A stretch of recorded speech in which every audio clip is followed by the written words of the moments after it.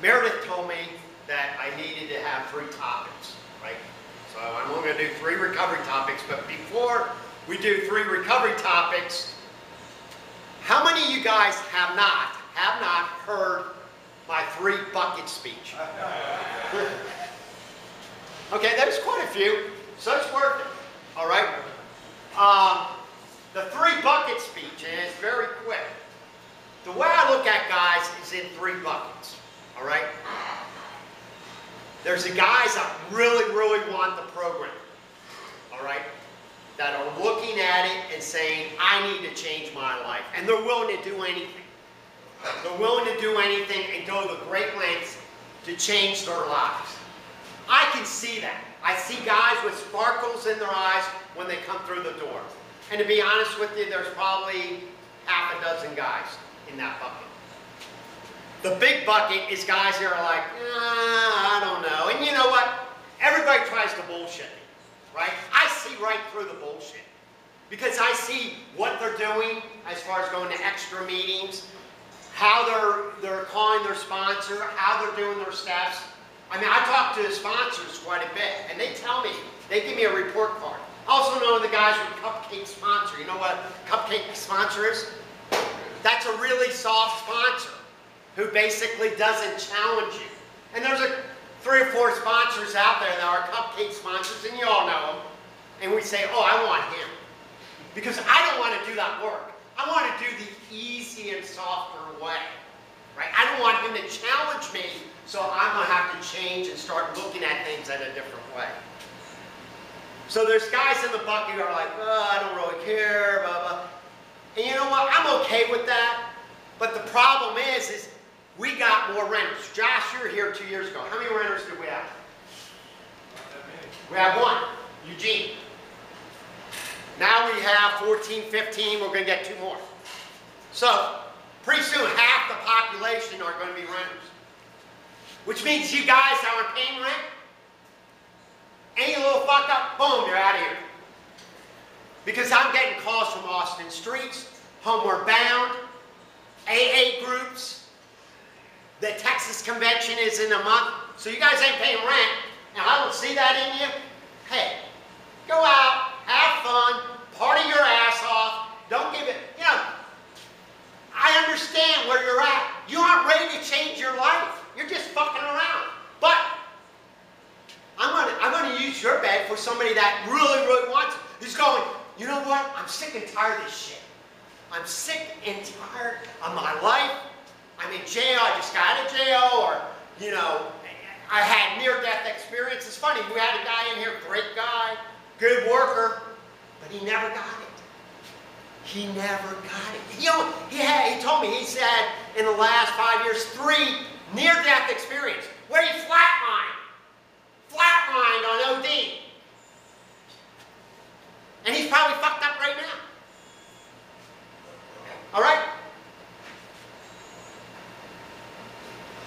So, and then the guys in the other bucket are guys that bring in drugs, push drugs onto other people. Those guys, I get out immediately. Boom, out of here. No questions asked. We had an incident a couple weeks ago where that happened. Where some guy's pawning out pills and shit. Boom, he's out. And that's the reality of this. I haven't brought in the dogs yet, but I'm going to bring in the dogs. What's great about these dogs is they'll check pills too now, which is pretty cool. So for you guys that are hiding your prescription pills, you ain't paying rent, boom, you're out of here. We had 2 guys that were doing that. Right? They're holding their own prescription pills. They weren't in the medicine cabinet. They ain't here anymore. The thing is, you know what? You want to fuck around? Hey, I'm okay with that. I did that for 30 years. I never ended up in a homeless shelter, but I did that for fucking 30 years. And I'm okay with that. I wasn't willing. I didn't say I had enough. Because in my fucked up head, everything was okay. I still had that 2 cars, I had the house, I had the job, I had this, boom, boom, boom, boom. But everybody hated my fucking guts. Everybody, including my son and my daughter. And I couldn't look myself in the mirror and say, who the fuck am I? So, that's the 3 buckets. You're in that third bucket, you're out of here real quick. And by the way, guys tell me, they say, Brent, you need to UA this guy. Or you need to do a past alcohol test, right? Because we could do that too. We could go back a week and see if you drank or not. Brandon knows that, right? We got his ass, right? Yeah. I mean, it's that simple. K2, we got a couple guys in here that did K2. K3, we got it. We're the only shelter that does that shit. We're on rehab. You know why? Because I want to weed out the guys who are serious and the guys that are faking it to make it. It's that simple. Now, I'll put up a little bit more bullshit with the guys paying rent. But come the day, I guarantee you, this is probably going to be 2-3 years from now, when I know Souls Harbor makes it, is when I can take guys who really don't give a fuck about their recovery and they're paying rent, kick them out, and bring somebody else in, and we have a waiting list for people that are paying rent. Will we all be 100% pay rent? No. Because Souls Harbor's mission, established in 1956, which, by the way, we're celebrating our 56th birthday in August, was set up to help the homeless. So about 30–40% of our population will be for the homeless, but it'll be for the guys that want to change your life. The guys that don't give a fuck, hey, knock yourself out, go to Austin Streets, go to Salvation Army, go to the bridge, go wherever. But you ain't invited here. This is for guys who seriously want to change their lives. And that's the program we're offering. I got a call today from Austin Streets who wants to come here and see our program because they want to refer guys that are serious about the recovery to Souls Harbor. The reputation throughout Dallas is out there. I got a call from a gal in Mississippi who heard about us, who has a brother in Florida who will be coming here probably in the next few weeks. So this is Souls Harbor. You ain't serious? You know, I ain't gonna push willingness on anybody. I used to. I don't give a shit, to be honest with you. Knock yourself out, go back to prison, wind up dead, whatever the fuck you want to do, I don't really care. Well, I care about the guys who are saying, I want to be here, I want to work on my recovery. Okay, so topic number 1. Does anybody know, except Reggie?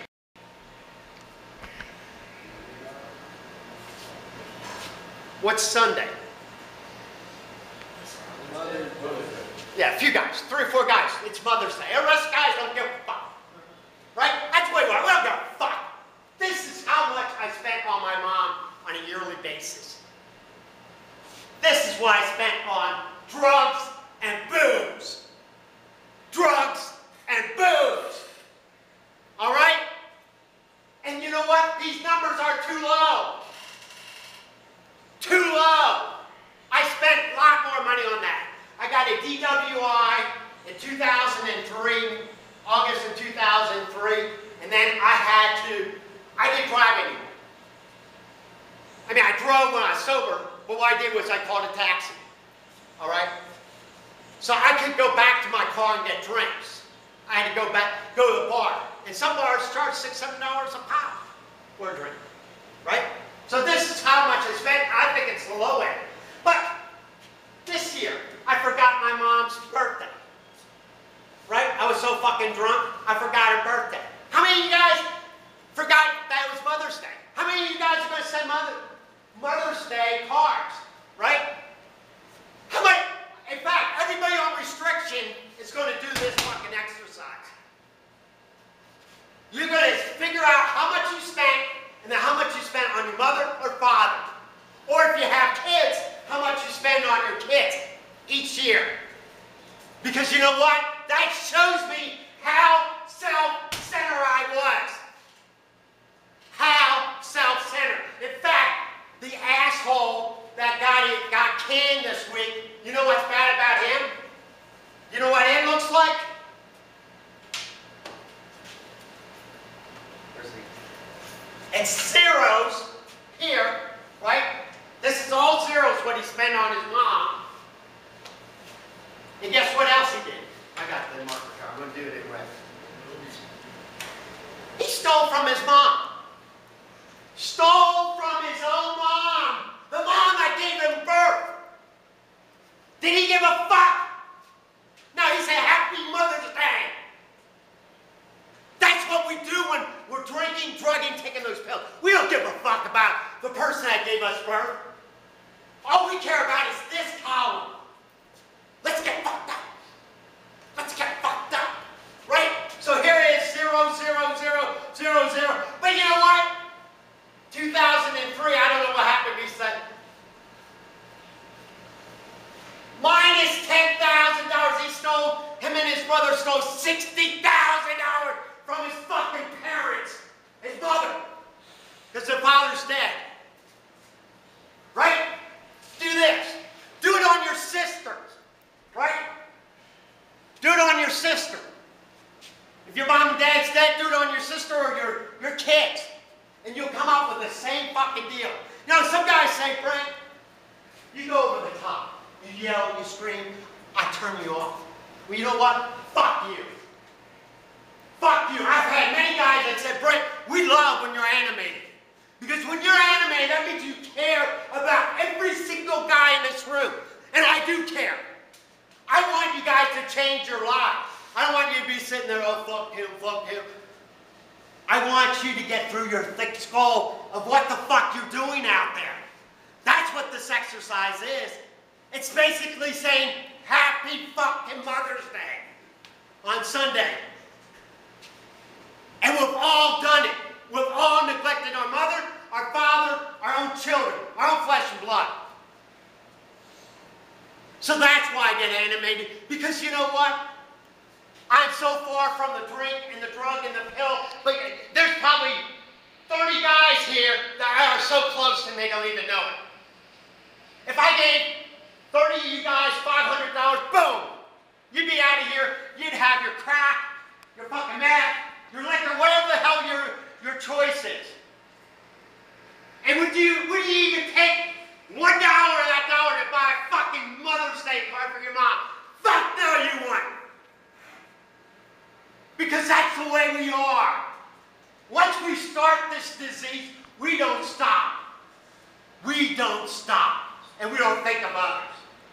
Until we get the call and say, from the sister says, well, why didn't you call your mom on Mother's Day? Well, that's too far. Or Father's Day.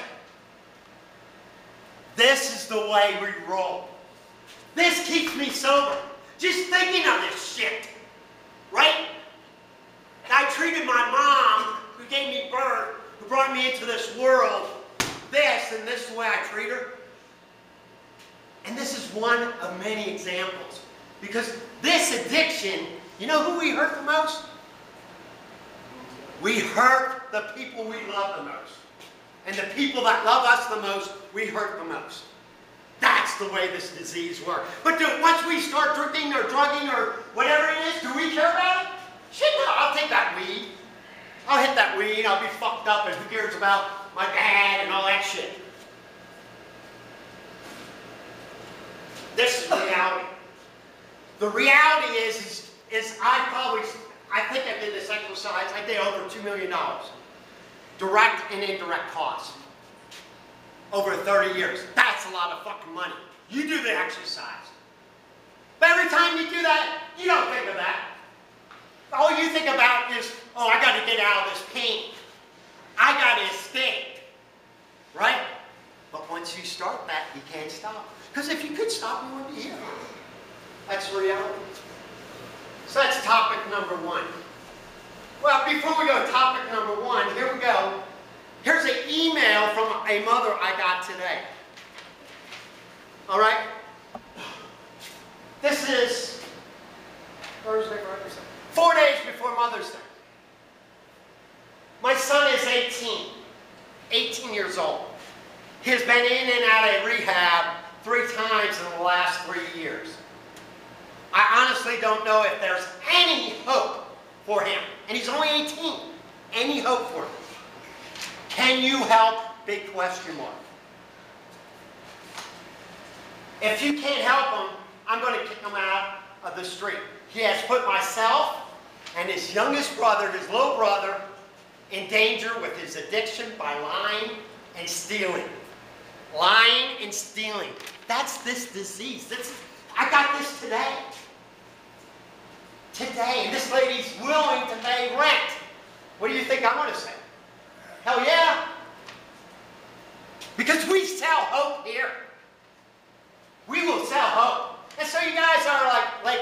30s. You know, everything's a fucking party. Who gives a fuck? You know, you've been in prison a couple times, maybe 2, 3 times. Who gives a fuck?